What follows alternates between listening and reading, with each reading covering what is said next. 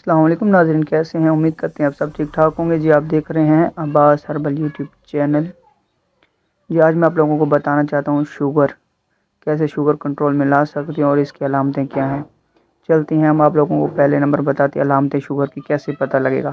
پہلے نمبر، آپ لوگوں کو شوگر ہو چکی ہے تو آپ لوگ بآسان طریقے سے گھر بیٹھے بھی پتہ کر سکتے ہیں، ٹیسٹ کرانے کی ضرورت نہیں ہے۔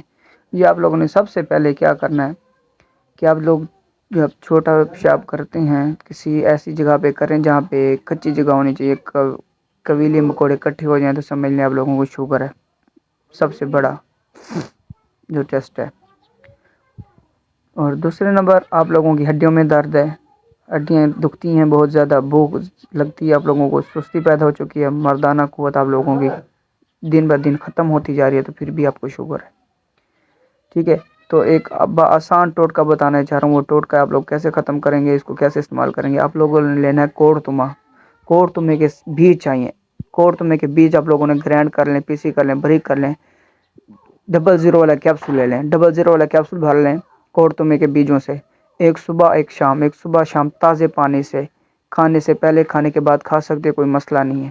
تو آپ لوگوں کو بہت زیادہ بینیفٹ ملے گا۔ آپ لوگوں نے اس کو 21 دن استعمال کریں، 21 دن کے بعد پھر دوبارہ ٹیسٹ کریں گے، آپ کی شوگر بہت زیادہ کم ہو چکی ہوگی۔